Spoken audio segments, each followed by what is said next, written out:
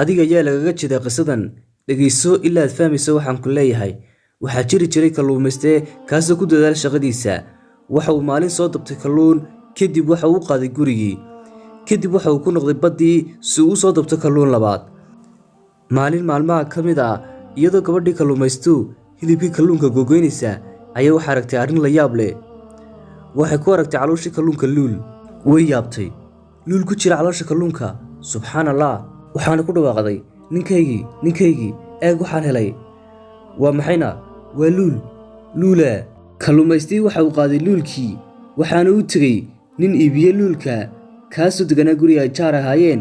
waxaanu ninkii iibsanayay luulka intuu saa iga yidhi, ma awoodo inaan kaa iibsado, maxaa yeelay wax loo dhigaa ma jiraan, balse u tago odayga magaalada jaarkeena degan ee ganacsadaha, waxaa laga yaabaa inuu awood u leeyahay inuu kaa iibsadee. ninkii kalluumaystaha waxa uu qaatay luulkii, waxaanu u tegey ganacsadii weynaa ee magaalada u dhow deganaa, waxaanu uga warramay qisadii. waxaanu ku yidhi, wallaahi walaalkayow, waxaad haysato wax loo dhigaa ma jiraan, laakiin waxaan ku hayaa xal. u tag boqorka magaalada, isagaa awood u leh inuu gato luulka noocan oo kale ah. ninkii kalluumaysta ahaa waxa uu tegey qasrigii boqorka, waxaana joojiyey boqorkii lahaa qasriga isagoo wata khasnad.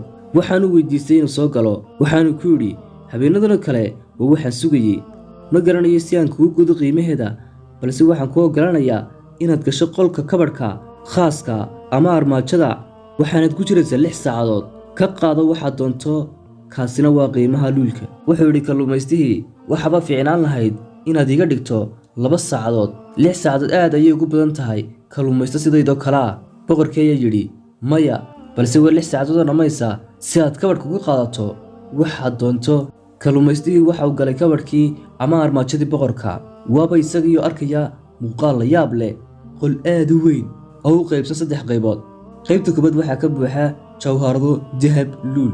qaybta labaadna waa furaash raaxa leh, hadduu eegmo qudhaata raaxad darteeda ayuu ku jiibsanaya. qaybta saddexaadna waa qayb wax kastoo sharaab iyo cunto yaallaan. waxa uu yidhi kalluumaystii isagoo naftiisa la hadlaya, 6 saacadood aad ayay ugu badan tahay kalluumaysto sidaydoo kalea. maxaan ku sameeyey 6 saacadood? hagaag, waxaan ka bilaabi doonaa cuntada taale qaybta saddexaad. waan cunayaa ilaa caloosheedu ka buuxsamayso, ilaa iyo aan siyaasanayo tamar ii suuro gelinaysaa inaan urursado dahab fara badan. kalluumaystii waxa uu tegey qaybtii saddexaad, waxaanu ku qaatay 2 saacadood oo wakhtiga, isagoo cunaya oo haddana cunaya. markii uu dhammeeyey waxa uu tegey qaybtii koowaad. intii uu dhexda kusi jiray waxa uu arkay furaashkii raaxada badnaa. naftiisa ayuu la sheekaystay, iminka waad cuntay ilaa aad daragtay, maxaanan u siyaasanayn hurdo isiinaysa tamar, taasoo ii suuro gelinaysaa inaan urursado qadar badan oo caqligala. fursaddu isma soo celiso. doqonnimo nooceeya ayaa iga dhigaysaa inaan dayaco. waxa uu tegey kalluumaystihii furaashkii, waxaanu galay hurdo dheer. waqti kadib waxa uu maqlay kalluumaystihii cid ku leh, kac kalluumaystay wax maqi, way dhammaatay wakhtigaagii. haa, maxay? waxba ma qaadan? haa, ina mari dibadda, waan idin baryayaa, maad i siisaan fursad igu filan. 6 saacadood ayaad ku sugnayd kabadhka, iminkana waxaad dhammaysatay qafladdaadii. ma waxaad doonaysa inaad wax siyaasato? waxa ku habboonayd inaad ursato jawharadaha ilaa ayaad u baxaysa dibadda. waxaad ku iibsan lahayd cuntada ugu fiican uguna macaan. waxaad ku samaysan lahayd furaashada ugu fiican uguna raaxada badan. balse waxaad tahay axmaq moogan, ka fikiri maysid ilaa halkaad joogto mooyaane. u qaado dibadda. maya, waan idin baryayaa. qisadii way dhammaatay, balse cimradii may dhammaan. ma aragti luulkii waa ruuxdaadii, waa khasnad wax loo dhiga jirin, balse ma garanaysid qiimaheeda. ma aragti kabadhkii ama armaajadii, waa adduunyada, eeg weynideeda sida nagaasho looga dhigtay. jawharadihii miyaa? waa acmaasha saalixa. furaashkii raaxada badnaana waa qafladda. cuntooyinka iyo sharaabkii miyaa? waa shahwaadka iyo waxay naftu jeceshahay. iminka waxaad tahay kii dabanayay kalluunka, iyadoo haddana looga jeedo kii qisada akhrisanayay.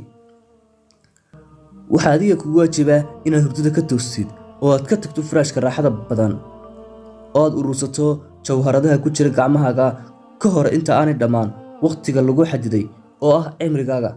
xisaabtan adduunyada waad ka tegaysaa.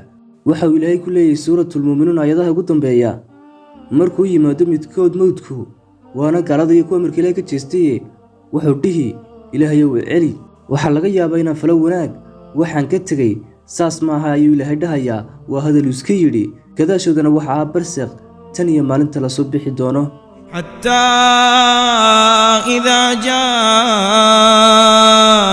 أحدهم الموت قال رب ارجعون لعلي أعمل صالحا فيما تركت كلا إنها كلمة هو قائلها ومن ورائهم برزخ إلى يوم يبعثون فإذا نفخ في الصور فلا أنساب بينهم يومئذ ولا يتساءلون فمن ثقلت موازينه فأولئك هم المفلحون ومن خفت موازينه فأولئك الذين خسروا أنفسهم في جهنم خالدون تلفح وجوههم النار وهم فيها كالحون